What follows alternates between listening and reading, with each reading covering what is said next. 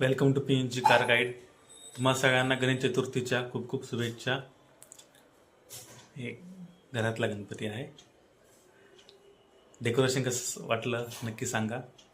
Video बनवायचं एक मोठं कारण असं, स्कोडा इंडिया यांनी ऑफिशियली जे काही इश्यूज चालू E20 कम्पॅटेबलबद्दल किंवा कंप्लायंटबद्दल, गाडीमध्ये भरपूर प्रॉब्लेम्स येतील वगैरे, त्याच्या रिलेटेड ऑफिशियली स्कोडा इंडियाने कन्फर्म केलेलं आहे. तुम्ही आता पाहू शकता माझी गाडी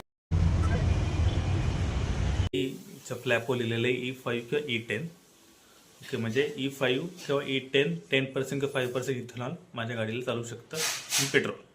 बट स्कोडा इंडियाने कन्फर्म केलेलं आहे तुमची गाडी 2020 नंतर जी काही मॅन्युफॅक्चर असेल, म्हणजे स्कोडा 2.0 याच्यामध्ये इंडिया 2.0 याच्यामध्ये त्यांनी जे काही गाड्या बनवल्या आहेत त्या सगळ्या E20 कम्पॅटेबल आहेत. Okay, compatible. 2023 नंतरच्या गाड्या घेतल्यात ते कंप्लायंट आहेत.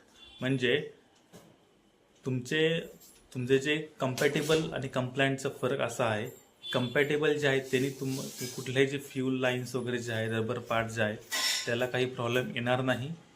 आणि कंप्लायंट म्हणजे तुमचं इंजिनच त्यांनी त्या फ्यूलला 20% इथेनॉलला व्यवस्थित चालण्यासाठी, ॲव्हरेज डाऊन न हो यासाठी गोष्ट तयार केलेलं आहे, इंजिनला असं डिझाईन केलेलं आहे.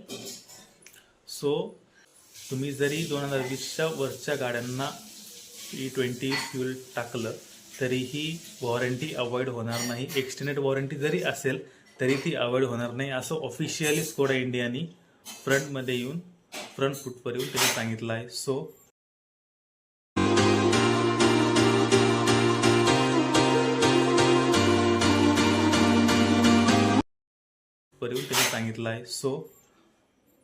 फोक्सवॅगन स्कोडा यांच्याकडे आहे स्लॅविया, वर्तस, कुशाक, टायगून. बिंदास चालवा, काही प्रॉब्लेम नाही. आणि ही माहिती कशी वाटली नक्की सांगा.